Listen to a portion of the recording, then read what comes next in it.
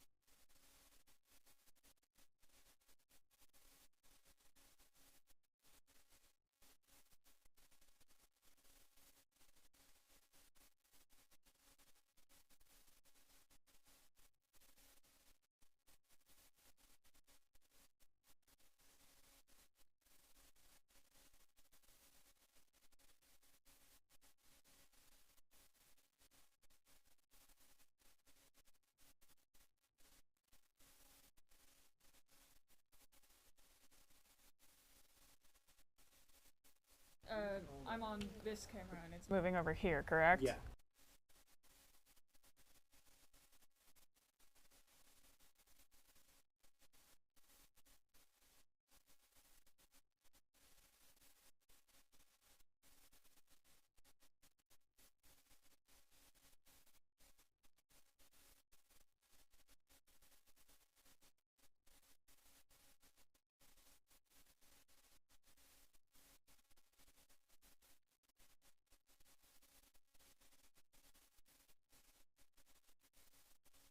Good evening and welcome to NewsNight. Tonight we'll have all your international, national, and local news. I'm Brendan McNamara.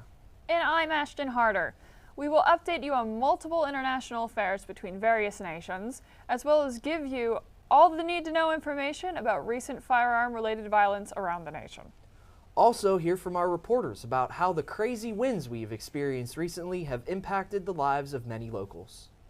All this and more coming up on NewsNight.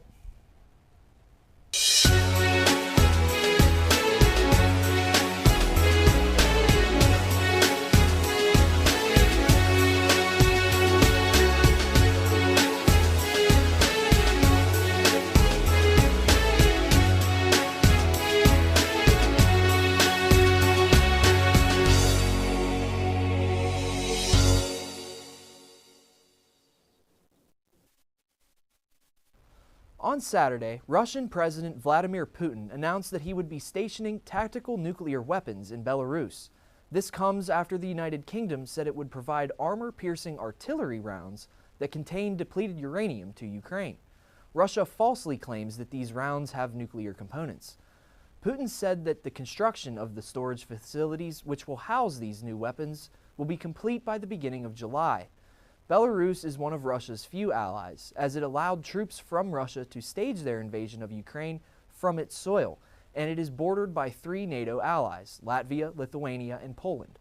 According to Fox News, Putin went on Russian state television to assure that the country would not be violating the international treaty on the non-proliferation of nuclear weapons, because the U.S. stations its nukes in NATO countries all the time. This is not the first time that Putin has used nuclear rhetoric as an intimidation tactic against the West, which has provided billions of dollars of military equipment and other aid to Ukraine. Barely a month ago, Putin said he would suspend Russia's participation in a nuclear arms treaty with the United States, while also threatening to resume nuclear weapons tests. The war in Ukraine has dragged on much longer than Putin or anyone has expected, due to the resolve of the Ukrainian people and almost endless Western support.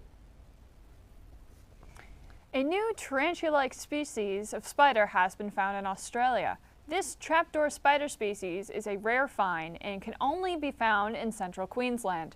This scientific name for this new species is called Uroplast dignitas. The name trapdoor from the spider constitutes making their burrows with silken hinged doors. They feed by opening the trapdoors and catching insects that pass their way. An official spokesperson from the Queensland Museum says that the male spider is about the size of an Australian 50-cent coin. which is about the size of an American $50, a little more than an inch in length. The males are often described as a striking honey red, where the females are described to be reddish brown. Although this species is a new discovery, it is very likely to be considered an endangered species. The clearing of land has led to the destruction of their natural habitat. Michael Ricks, the principal curator of arachnology at the Queensland Museum Network, said, quote, "Until detailed survey work is complete, we do not know how many remaining populations exist, but the natural range of species is small and highly fragmented, and we were only able to discover one living specimen at the time," end quote. Now, moving on to India. The biggest opposer of the current Prime Minister, Narendra Modi, was expelled from the position following a 3-year defamation case. Reporter Kellyanne Winder has more details on what this means for their parliament. On Friday, officials from the western city of Surat, India, disqualified Rahul Gandhi, the head of the Congress party, from his seat in parliament after the court found him guilty of criminal defamation. This was due to a comment made in the 2019 election at a rally in Karnataka against Prime Minister Narendra Modi of the Bharatiya Janata Party, where he compared Modi to a prominent thief that has the same last name. His disqualification came from the Representation of People Act, stating that an Indian lawmaker convicted of a crime and sentenced to 2 or more years will be immediately disqualified from Parliament and cannot participate in an election until 6 years after the sentencing. As of Monday, hundreds of Congress leaders and party workers came out to protest his disqualification in multiple states. Gandhi's sister has since spoken up, explaining that these were extreme measures to get back at him for calling out Modi's relationship with a known conglomerate owner with a history of fraud and stock manipulation. Even though Modi's act was criticized for being politically motivated, his party denies this, saying the sentencing conforms with parliamentary rules. As of Sunday, Honduras ends ties with Taiwan and established diplomatic relations with China. This will be a huge loss to Taiwan, as the country has been getting increasingly isolated, with now only 13 sovereign states recognizing their independence. Taiwan and Honduras have been allies for nearly 8 decades before now. And now, with the ties to China, and Taiwan will face increased aggressiveness from China over diplomatic recognition and territory, as China still hopes to take this territory by force. This also shows signs of China having more influence over more parts of Latin America to support their One China policy. In response, Taiwanese President Tsai Ing-wen said, quote, "Over these past few years, China has persistently used various means to suppress Taiwan's international participation, escalate military intrusion, and disrupt peace and stability in the region," end quote. Of an Ebola-like disease called the Marburg disease has spread across the continent of Africa, including areas in West Africa, with the origin countries being in Tanzania and Equatorial Guinea that have reported 7 deaths and 20 related deaths. The virus is said to be as deadly as the previous Ebola virus that plagued Africa in 2013, with a death rate between 24 and 28%. The virus includes nausea, high fever, muscle pain, and hemorrhaging, which becomes severe and debilitating and can lead to death. WHO has warned that the virus's spread will be very high nationally but low globally, which is detrimental as the vaccine has not yet been manufactured. Coming up after a short break, we'll have your national news. Hear more about a chemical spill affecting Philadelphia's drinking water. Also, we'll have all the details about a new bill aiming to change federal civil fortitude laws. Stick with us.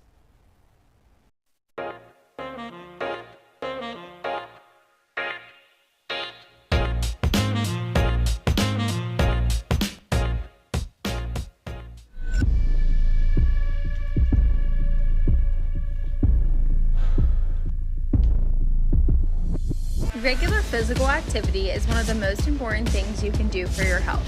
The benefits of physical activity include brain health, weight management, reducing disease, strengthening your bones and muscles, and improving your ability to do everyday activities. So, it's time to get up and be active.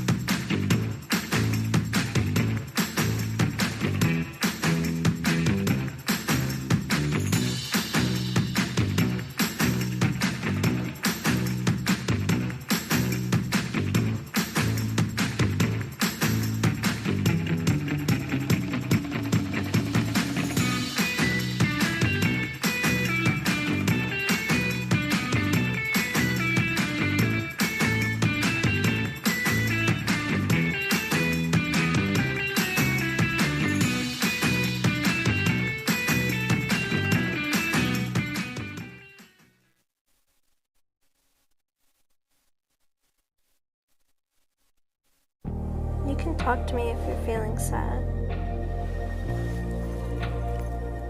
Thanks for hearing me out, bro. Whenever you need to talk, I'm here, okay?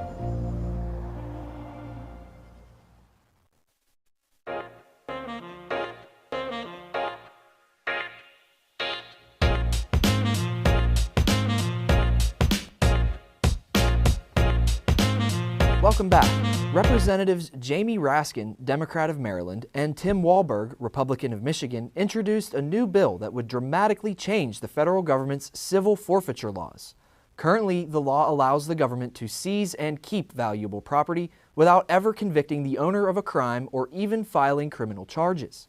In addition, if a property owner wants to reclaim their seized property, they must prove that they were not involved in any criminal activity, which flies in the face of the presumption of innocence until proven guilty.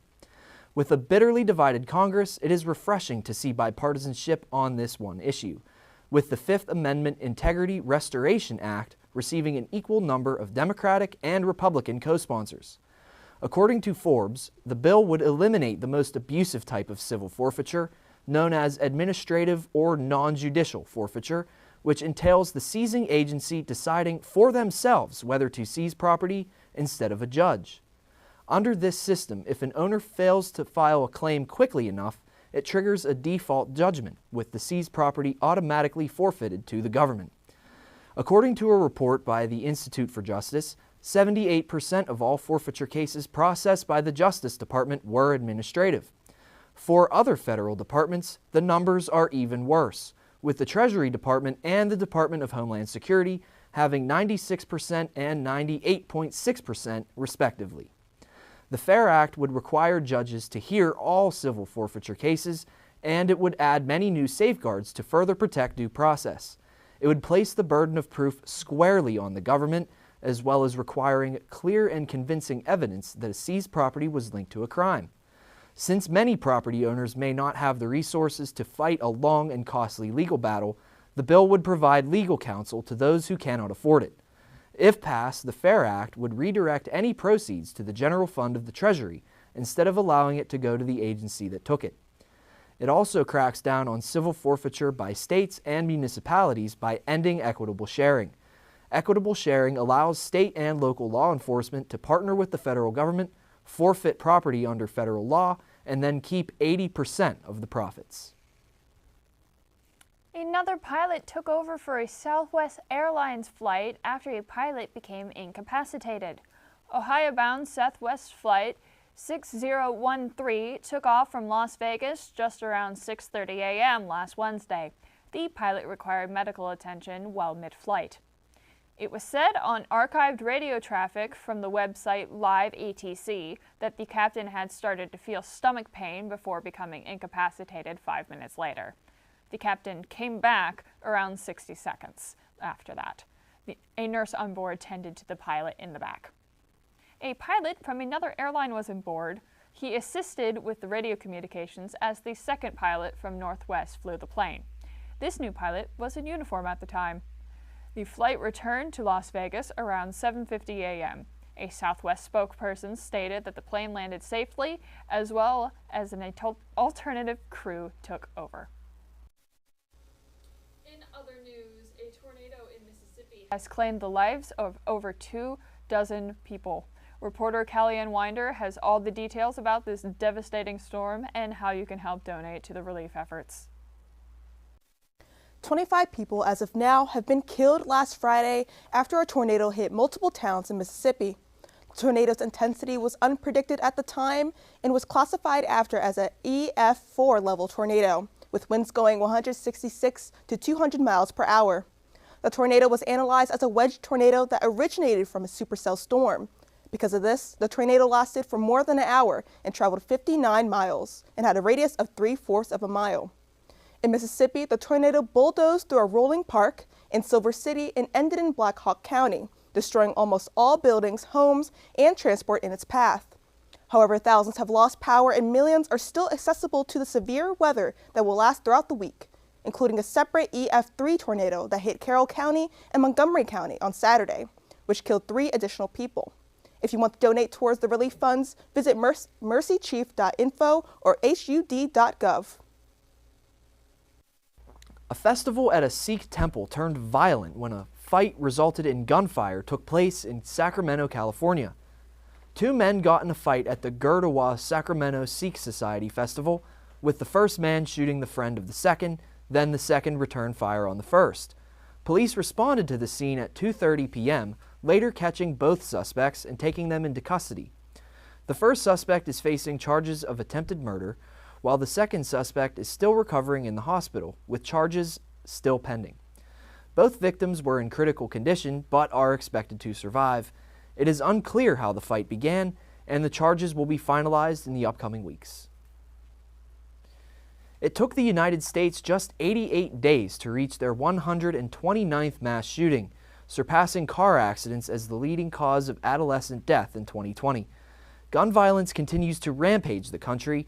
Just on Monday, 6 people were killed in a shooting at a school in Tennessee. Reporter Juliana Brock has more details on this tragedy. Juliana? 3 9-year-olds and 3 adults were killed on Monday during a shooting in Nashville, Tennessee. The shooting took place at the Covenant School, which is a private Christian elementary school that goes from preschool to the 6th grade. The shooter has been identified as 28-year-old Audrey Hale, who died during gunfire with the police. Hale is believed to be a former student of the Covenant School and has potential resentment of having to attend that school, being her motive for the shooting. It is now being investigated that she may have had other targets, including a local mall and family members. The other targets are not 100% confirmed yet. She shot through a side door of the school and had at least 2 assault-style rifles and a handgun, 2 of which are believed to be legally obtained. The first 911 calls were reported around 10:15 that morning, and Hale was reported dead by 10:27. Hale has a detailed map of the school, including her entry location, and details of, quotes, how this was all going to take place. She even had her outfit drawn up for what she was going to wear during the tragedy. Nashville Police Chief John Drake told KDKA, quotes, "We have maps that show the entry point into the school, the weapons that were going to be used, the clothing that she was going to wear, and she had it drawn up, almost like a cartoon character. It was exactly what she had on during this incident," end quote. This is the 129th mass shooting in the United States this year. According to CNN, police will continue to investigate and process the scene, hoping to learn more information. Are facing possible problems with their drinking water supply after a major chemical spill. Trinzo, which produces acrylic products, is the owner of the plant that spilled this past Friday. Chemicals in this food, methanol methacrylate and butyl acrylate, and many other harmful chemicals. This is not the first accident reported to the company, with the U.S. Coast Guard finding evidence of chemicals being leaked into the Delaware River twice over the past decade. The U.S. Environmental Protection Agency, after an investigation into the company, issued a corrective action plan for the area. The problem seemed to be fixed until the most recent issue. Officials have not released any comments, however. The company did see a 5% stock drop amid the news. In tech news, after Tesla CEO Elon Musk bought the social media app Twitter in 2022, there have been a multitude of controversies and complications with the changes that he has been implementing. Pardon me. Reporter Avery Denera has more details on how Musk is combating the sudden drop in value. Elon Musk announced that Twitter's value has dropped to $20 billion since his takeover. The multi-billionaire bought the company for $44 billion in October, making it worth less than half its purchase value. In an email sent to employees on Friday, Musk warned his workers that radical changes will be made to avoid bankruptcy and streamline operations. These changes include mass layoffs and cost-cutting. Musk also added that the company had been 4 months away from running out of money at one point. The email was sent to announce a new stock compensation program for the company. According to the program, employees will receive stock in X Corporation, which is the holding company Musk used to buy Twitter. The company plans to have employees sell the stock every 6 months, allowing the company to avoid stock price chaos and public company lawsuits. Musk also said in the email that he believes Twitter could someday be worth $250 billion. Coming up after the break, we'll have all your Pittsburgh news. Hear more about what chain restaurant will be closing the doors of its last downtown Pittsburgh location. Also, we'll have more about Saturday night's windstorm and the damage it left behind. We'll be right back. Stick with us.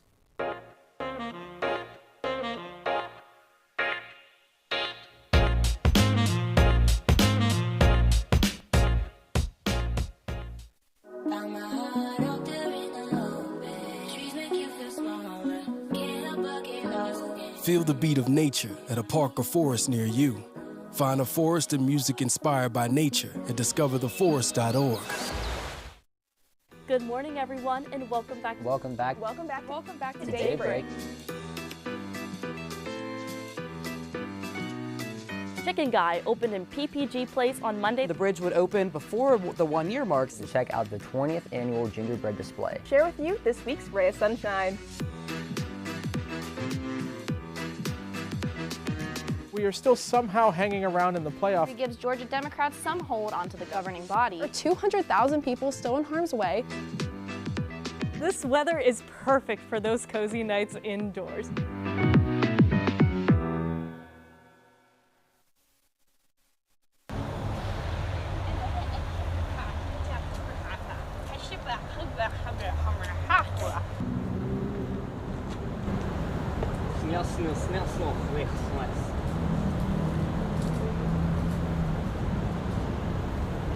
Hey!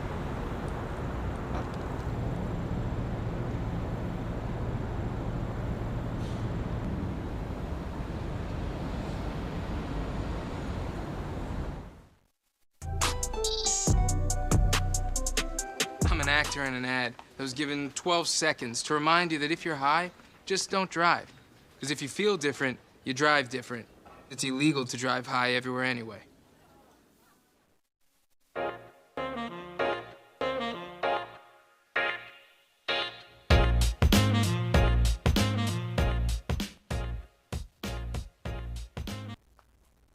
A Washington County woman has been charged with animal cruelty after she abused a 10-month-old puppy. 23-year-old Brienne Veneri is accused of causing second and third-degree burns to her boyfriend's English bulldog, Spunky. Spunky's owner, Jamie Wade, stated that Spunky has burns across her whole body. The inflicted areas include her ears, mouth, and stomach. Cigarette burns were also found in those areas. Veneri is being charged with felony animal cruelty. Wade says this is not the first time that this has happened. But last Monday, Wade left his house for 10 minutes, and when he came back, Spunky was barely moving. Spunky is currently serving as a therapy animal for his owner, who is recovering from a brain injury. She went under medical care at Cheat Lake Animal Hospital in West Virginia. Wade said that Spunky is doing better and that she is now eating and drinking. It is unknown if she will need skin grafts for her injuries. At the time, it is unclear how long she will remain in the hospital. Wade and his friends have set up a GoFundMe to cover for Spunky's medical expenses. Veneri was arrested Tuesday morning in Bentleyville and will face trial before District Judge Curtis Thompson. Get well soon, Spunky. The city of Pittsburgh has announced a delay in the implementation of a ban on single-use plastic bags. City officials told NPR that they initially planned to start enforcing the ban in mid-April, but will now delay it until October. Pittsburgh Mayor Ed Gainey said that the delay will help enforcement officials, businesses, and consumers to better prepare. The mayor released a statement saying, quote, "This extra time will allow us to do the work to be able to enact this policy with proper guidance for everyone in order to make this as smooth as possible for all of us," end quote. The policy will now go into effect on October 14th and will prohibit retailers and restaurants from using or distributing plastic bags. Businesses will be required to post notices about the upcoming ban 90 days before it starts. This new ban is part of a plan to protect Pittsburgh's waterways and natural lands, because single-use plastic bags can take hundreds of years to decompose and can leach microplastics into soil and waterways. Advocates with Penn Environment sampled 50 of the state's waterways and found microplastics in all of them. The city will launch a website with all of the information about the ban, and the Department of Public Works will give businesses a list of distributors for paper and reusable bags. The paper bags are required to be made of at least 40% recycled materials and will be provided to customers at a cost of 10 cents each. Recipients of food assistance will be provided bags free of charge. The city has a 3-step sanctions framework by which inspectors can issue written citations for first offenses, with escalating fines for each repeated offense. Over the weekend, we saw many residents and many businesses without power. Wind speeds reached over 60 miles per hour and brought down many power lines and trees, but also did damage to residences. Reporter Avery Jarina has more. High winds whipped through western Pennsylvania on Saturday, leaving tens of thousands of people without power. The intense storm reached up to 64 miles per hour, causing snapped trees and fallen wires all across the area. In McKeesport, someone was trapped in their car after a branch fell on it. That individual was soon rescued and taken to the hospital. More than 100,000 residents reported that they were affected by the power outage. Local utility crews worked all night and through the next day to restore power in over a dozen counties. The largest numbers were in Lawrence Butler, Allegheny, and Greene counties. As of Monday at 9:30 p.m., West Penn Power says that around 4,000 customers were still without power, while Duquesne Light reported less than 100. By 11 p.m. on Tuesday, all repairs were made and power was restored.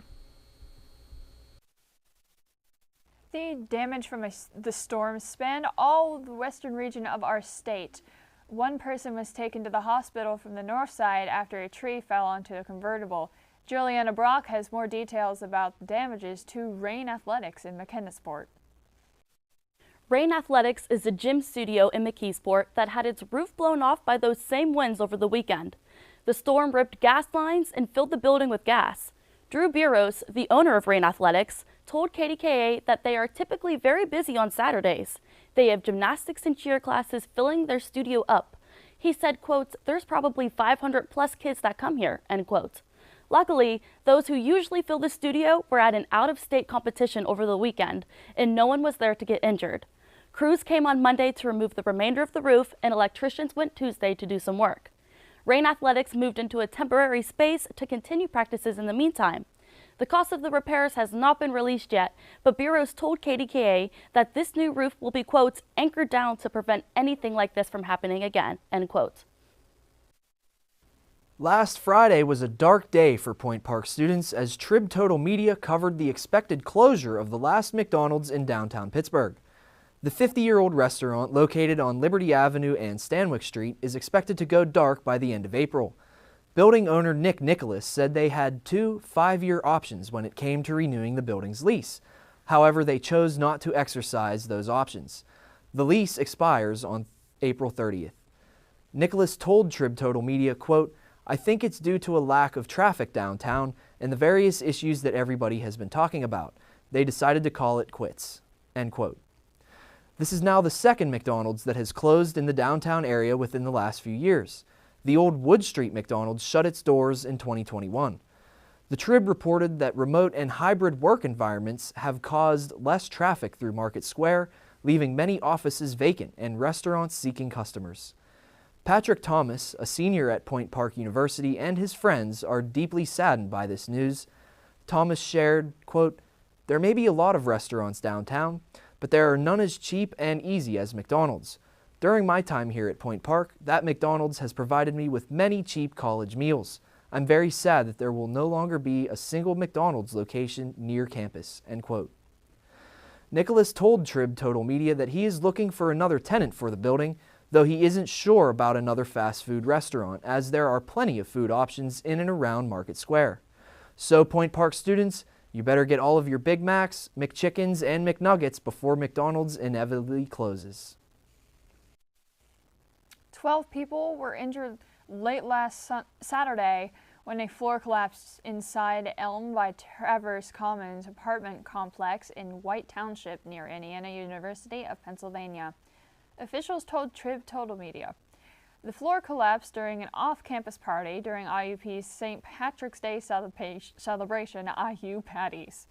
After a second of the building's three-story build second floor collapsed into the first floor, 8 people were taken to the Indiana Regional Medical Center. The injuries range from minor to serious, according to officials. Each person was brought to the hospital and were released after treatment.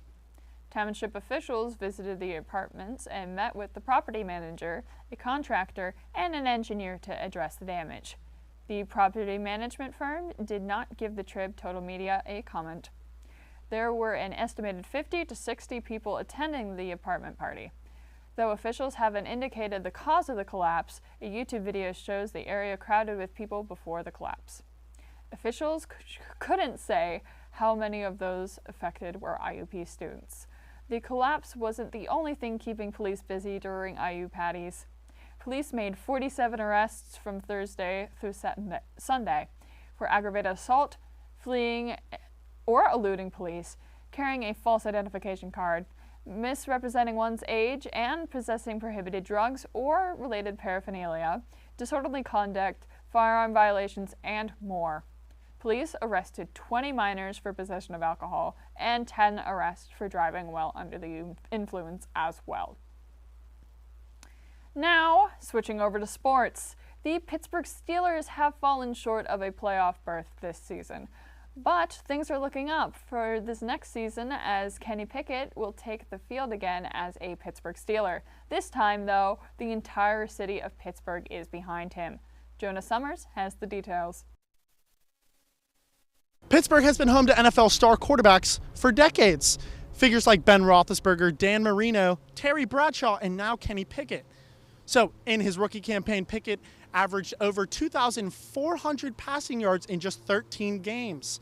So with these stats, he has put the NFL and the city of Pittsburgh on notice. I think Kenny's a leader. He showed it at Pitt, especially his senior year. As a Penn State fan, it was kind of tough watching him, go and win the ACC, but he took that team to the next level, and a lot of that was him, and a lot of that was his attitude, and we kind of saw it here in Pittsburgh, especially toward the end of the season.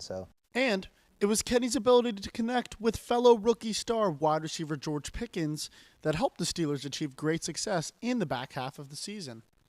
This is a guy who can go down the field, he can out-jump people, he's got strong hands. I think we saw that on display, and the more they work together, which is another reason why this year, I think, even though they didn't make the playoffs, it was important for these guys to work together, get that behind them, and then add on to it in year 2. And I think George Pickens and Pat Freiermuth will be even bigger and better than they were last year, for sure.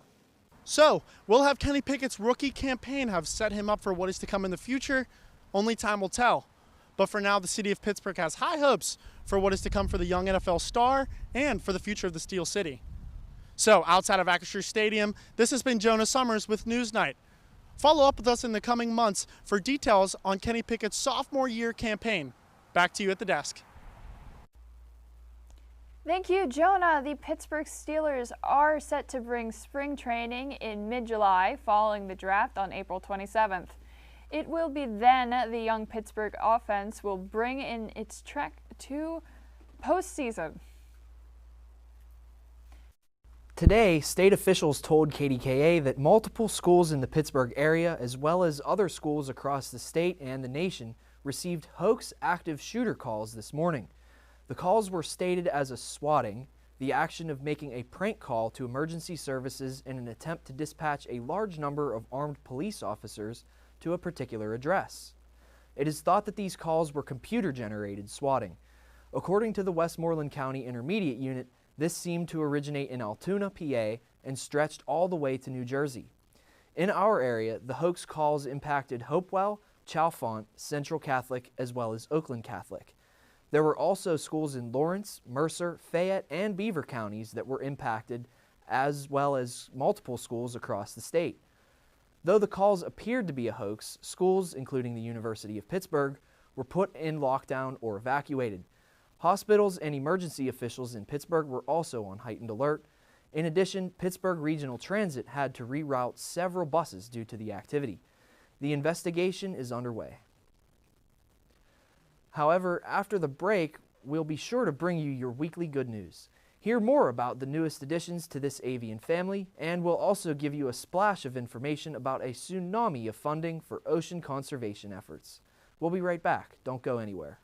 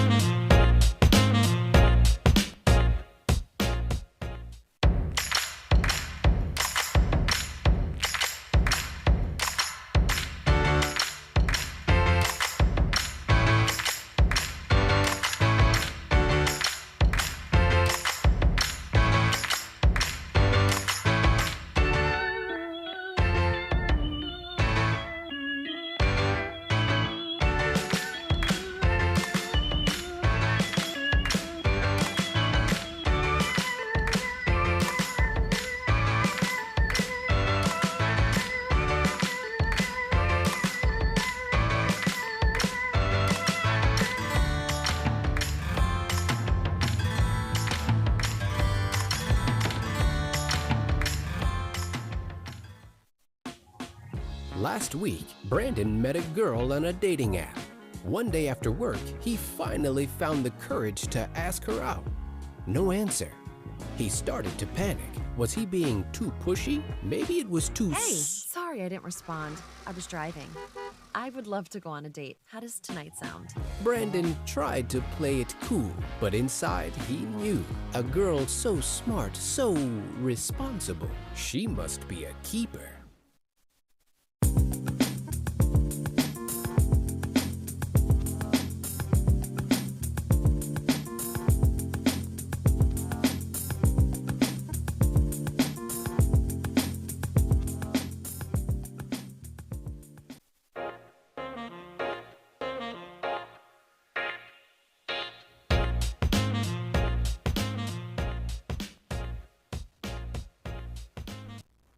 And now for this week's good news. The Hayes Bald Eagles have welcomed 2 eaglets over the past few days, according to Trib Total Media. The Audubon Society of Western Pennsylvania has been monitoring the eagles and have a live stream set up for anyone to check in on the newborns. The first eaglet hatched was this past Sunday after its egg was laid on February 17th. The second egg was laid on February 20th and hatched into the world this past Tuesday. Live video early Tuesday showed the newest arrival has begun feeding alongside the other eaglet. As they've grown, their parents will continue to bring in food and feed the eaglets. The eaglets will remain under the adults for warmth. But the Hayes Eagles are far from first-time parents. They are in their 11th breeding season and have raised 18 eaglets in their time. The eagles reside in their nest on a steep hillside about the Monongahela River near the Glenwood Bridge. The eagles have lost their nest 3 times in the past, but each time they rebuilt within 100 yards of the same hillside. The nest is viewable online at the Audubon Society's website. The 8th International Our Ocean Conference has raised nearly $20 billion for ocean conservation and protection.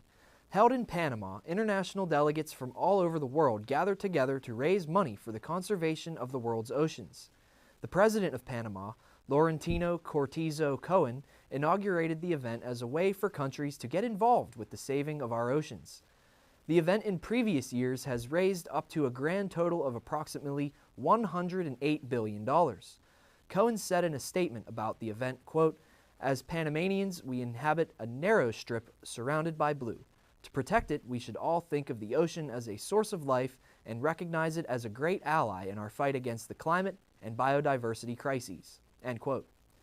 This year's funding will mainly go towards expanding and improving marine protected areas and biodiversity corridors.